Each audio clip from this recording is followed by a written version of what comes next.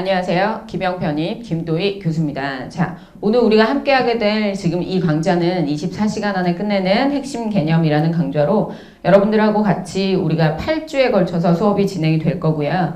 이 강좌 안에서 어떤 것들을 준비하게 될 것이고 여러분들이 듣게 되는 수업 내용이 어떤 것들이 있는지 우리가 같이 한번 살펴보도록 할게요. 우리가 지금 하고 있는 1년 커리큘럼 중에서 첫 번째 강좌로 시작되는 것이 24시간 안에 끝내는 핵심 개념이라는 강좌고요. 이 강좌에서 우리가 하게 될 목표가 있겠죠. 여러분들이 이 강좌에서 뭘 배우게 될 것인가? 강좌 목표는 24시간의 강의 시간 동안에 스튜어트 미분적 분학의 기본 개념과 필수 예제들을 훑어보는 강의를 하게 될 겁니다. 그래서 강좌 목표가 이러하다 보니 여러분들이 수강하게 되는 수강 대상이라고 하는 여러분들 수강하게 되는 그 시점 자체가 편입수학을 준비하는 데 있어서 기본 개념을 빠르게 훑어보고자 하는 학생, 그래서 아주 깊이 있는 내용까지는 아주 고난이의 문제까지는 우리가 정리하지 않을 것이다. 가볍게 훑어보는 정도, 이런 게 있었지, 이런 내용들이 있구나 정도만 확인하고자 하는 학생을 대상으로 합니다. 그러면 우리가 이걸 정리하는 과정에서 연세대 편입수학을 시작하는 과정, 우리가 궁금한 것들이 어떤 것들이 있었고 어떤 것들이 진짜 맞는 말이고 어떤 것들이 정말 틀린 말들인지 하나씩 확인을 해볼 필요가 있겠죠. 그래서 흔히 말하는 객관식 시험과 우리가 준비해야 되는 서술형 시험이 다 비슷비슷하냐? 여러분들도 이미 알고 계시겠지만 당연히 아닙니다. 그래서 같은 내용의 개념이라고 하더라도 객관식 시험으로 출제가 되느냐? 서술형 시험으로 출제가 되느냐? 당연히 채점 기준 여러분들이 받게 되는 점수도 다를 거예요. 자, 구체적인 예를 들어 볼게요. 이상적분이라고 하는 부분에서 0부터 3까지 전체 루트, 절대값 x-1에 대한 전체 1, dx에 대한 적분을 연산하시오라고 하면 이 아이에 대한 연산은 그냥 0부터 3까지 쭉 정리를 해서 그냥 이 상태 그대로 적분을 하셔도 이 상태에 대한 적분을 하셔도 객관식 답을 내는 데는 그다지 어렵지 않습니다. 근데 만약에 이 아이를 푸는 과정에서 객관식은 답만 채점하면 되지만 우리가 준비하고 있는 연세대 서술형 수학에 대한 서술형 시험의 경우에는 0부터 1까지 전체 루트, 절대값 x-1분의 1의 전체 dx 하나와 그리고 1부터 3까지 전체 루트, 절대값 x-1분의 1에 대한 전체 dx를 반드시 나누시고 이 상태에 대한 적분을 그대로 계산하시는 게 아니라 리미트 t를 1로 한없이 가까이 보낼 때 0부터 1까지. 근데 얘는 1에서 작은 쪽으로 가는 적분이기 때문에 전체 루트, 얘가 1보다 작은 값을 가질 거기 때문에 1-x분의 1에 대한 전체 dx. 그 다음 여기도 마찬가지.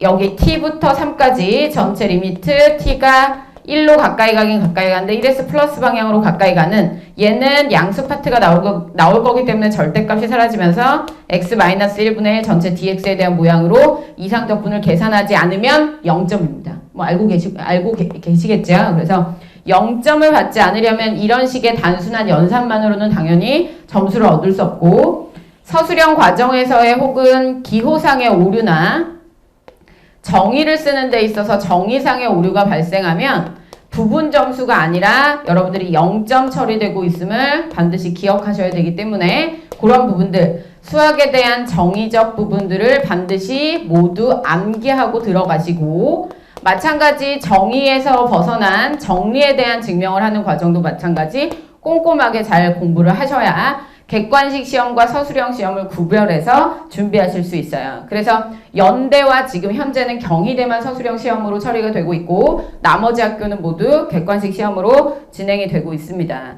그래서 이런 부분 확인하시면 될 것 같고 그 다음에 서술형이 무조건 힘들다라는 편견을 여러분들이 갖고 계시는데요. 서술형의 경우는 일단 기본적으로 힘들다고 하는 시간에 대한 투자가 어느 정도 필요를 합니다.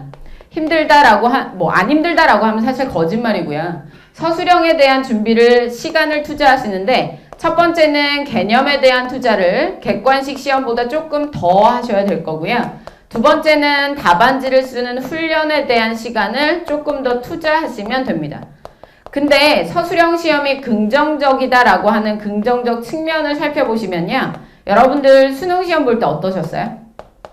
수능 시험 볼 때 생각해보면 짧은 시간 안에 많은 문제를 풀어내야 되는 시험일수록 긴장했을 때의 시험 점수가 굉장히 낮아져요.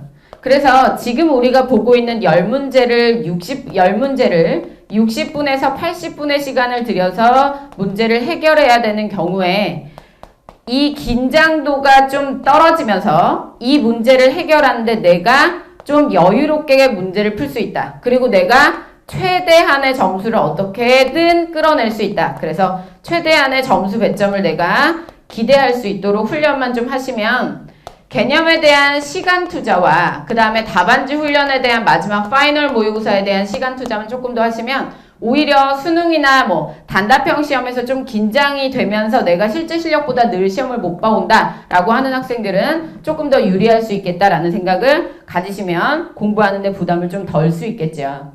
그리고 흔히 우리가 생각하는 게 연대만 준비하면 실패할 가능성이 많다라는 얘기를 하거든요. 그 얘기는 뭐냐? 연대를 준비하다 떨어지면 어떻게 하냐 이거지. 그래서 연대만 준비할까 아니면 연대랑 타대학을 하나 더 준비할까라는 고민을 되게 많이 하게 돼요. 근데 여러분들도 이미 알다시피 연대랑 타대학은 전형이 굉장히 많이 다르죠. 그래서 연대 준비와 더불어 타대학을 준비하는 경우에는 흔히 뭐 연대 아니면 연대랑 고대 준비를 가장 많이 하게 되는데 고대의 경우는 준비해야 되는 게 일단 영어도 좀 부담스럽고요. 물론 연대도 공인 영어 성적이 반드시 필요하긴 합니다. 그렇지만 고대만큼 부담스럽지는 않은 수준이라 고대는 영어 준비할 것도 많고 수학에 대한 과목도 일단 많죠.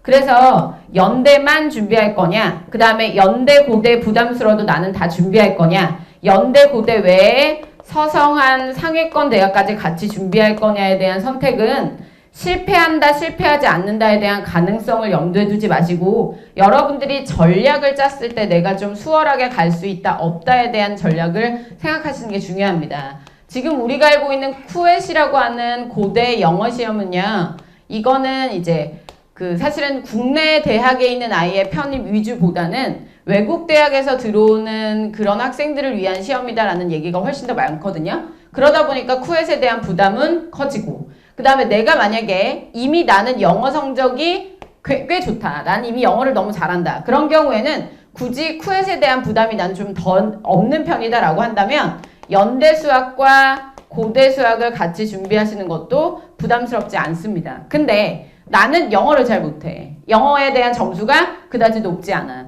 그런 경우에는 연대, 고대를 둘 다 준비하실 경우엔 당연히 부담스럽겠죠. 그래서 각자 지금 개인이 하고 있는 위치, 내가 영어 점수가 어느 정도 되고 특히 뭐 과탐까지 같이, 과학 과목까지 같이 준비해야 되는 경우에는 과학 과목의 개수도 여러분들이 고려를 하셔야 될 거고 내가 지금 과학 과목에 대한 준비 상태도 고려를 하셔야겠죠. 그래서 이런 것들을 다 생각하신 다음에 내가 남은 기간 동안 어떻게 할 수 있을 것 같다, 어떻게 하지 못할 것 같다라는 판단들을 좀 정확하게 하신 다음에 지금부터 전략을 잘 짜셨으면 좋겠습니다. 그래서 이런 부분들은 뭐 입시 설명회를 조금 더 진행하게 되면 그때 여러분들이 이제 하나씩 준비를 하게 될 거고요. 그래서 이런 부분들을 생각을 바꾸셔서 최적화된 전략으로 마지막까지 잘 버틴다면 여러분들이 연세대 편입수학에서 반드시 승리할 수 있습니다. 그럼 여기서 말하는 최적화된 전략이란 도대체 뭐냐? 최적화된 전략은 기본적으로 여러분들이 공부에 대한 준비를 말하는 건데요. 학습 시기와 공부량, 그 다음에 공부 방법들을 나의 상황에 맞게 잘 배치하는 것을 말합니다. 그래서 개인적인 차이들이 분명히 존재하겠지만 3월부터 12월까지의 월별 학습 계획을 수학을 기준으로 좀 생각을 해본다면 3월부터 4월까지는 조금 여유롭게, 그 다음에 5월부터 6월까지는 다른 과목을 좀 줄이면서 수학을 좀 더 많이, 그리고 7월, 8월에는 다른 과목을, 과학 과목을 조금 더 늘리면서 수학을 살짝 줄이고 9월, 10월 넘어가면서 이쪽 부분에 들어가면 다른 과목에 대한 준비가 어느 정도 마무리가 된다면 마지막 수학에 대한 파이널을 좀 심도 있게 준비를 해서 12월 마지막까지 여러분들이 최고의 점수를 낼 수 있도록 학습 계획을 짜시는 게 중요할 것 같습니다.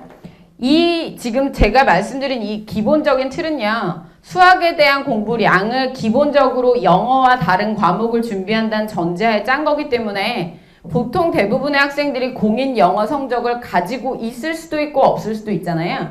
그래서 3월, 4월까지는 공인 영어 성적을 가지고 있다 하더라도 조금 더 점수를 높일 수 있도록 한 번 더 시험을 도전하시는 것을 추천합니다. 그래서 3월, 4월은 수학을 조금 더 여유롭게 영어에 대한 시험 준비를 한 번 더 하시는 걸 추천하면서 영어에 대한 공인영어 점수에 대한 확정이 끝났다면 그 다음에 이제 5월부터 수학의 공부량을 늘리고 과학의 공부량을 조금 가져가다가 7, 8월로 넘어오면서 과학을 조금 늘리고 수학을 조금 줄이는 전략, 이렇게 개인적인 차이들이 분명히 존재하겠지만 월별로 학습 계획을 잘 짜셔서 여러분들이 최고의 성과를 낼 수 있도록 해야겠죠. 그러면 여러분들이 마지막까지 가는 과정에서는 체력, 그 다음에 여러분들이 현재 재학생이냐 휴학생이냐에 대한 개인적인 상황, 그리고 내가 아르바이트를 하면서 공부를 하느냐 아니면 정말 부모님의 지원을 빵빵하게 받으면서 공부를 하느냐 개인적인 차이들이 분명히 존재할 거예요. 그래서 그런 부분을 감안해서 반드시 7월부터는 정말 스퍼트를 좀 세게 내는, 지금부터는 좀 천천히 하다가 7월부터는 좀 세게 스퍼트를 내서 마지막 12월까지 절대로 흔들리지 않고 마무리를 하실 수 있었으면 좋겠습니다. 작년에 합격생들을 기준으로 해서요. 지금 그 신촌 현장에서는 마지막 파이널 26명의 현장 수강생, 연대 서술형 반에서 26명의 현장 수강생 중에서 18명의 합격생, 그 다음에 강남에서는 12명의 학생 중에서 8명의 합격생이 나왔어요. 연대만. 그래서 연대 합격생이 지금 현재는 뭐 지금 김영이든 어디든 간에 한 반에서 배출된 합격생이 제가 제일 많거든요. 그래서 합격생이 제일 많이 나왔던 비결은 뭐냐면 마지막 파이널이었어요. 그래서 파이널에 2달 동안 학생들하고 정말 고생하면서 현장에서 모의고사 꼬박꼬박 받고 매주 매일 토요일 일요일 이틀 연속이어도 첨삭 한 번도 빠지지 않고 꼬박꼬박 다 했고 마지막까지 하다 보니까 마지막 12월 28일날 시험을 치렀던 그 전 3일 전 12월 25일까지 크리스마스 파티를 학원에서 했습니다. 그래서 강남, 신촌 2번 연속으로 모의고사 마지막 보강까지 진행을 했고요. 그러다 보니까 학생들이 합격생 요번에 모임도 가졌고 다음 주 목요일날 또 모임을 가질 예정인데 그 모임에서도 계속 아이들이 하는 말이 뭐냐면 마지막까지 지치지 않을 수 있었던 건 분명히 지쳤지만 그래도 버틸 수 있었던 건 파이널 모의고사였다. 그 마지막에 지금 제가 파이널 모의고사를 강조한 이유가 뭐냐면요. 지치지 않고 포기하지 않고 끝까지 가시는 학생들이 승리한다는 겁니다. 그래서 그런 부분들 좀 감안하셔서 반드시 중간에 포기하지 않고 중간에 전형을 포기하지 않고 학교 바꾸지 않는다면 연대에 대한 합격률을 충분히 높일 수 있다. 믿고 잘 따라오셨으면 좋겠습니다. 그래서 여러분들이 승리할 준비가 되었다면요. 저와 함께 지금부터 시작하겠습니다.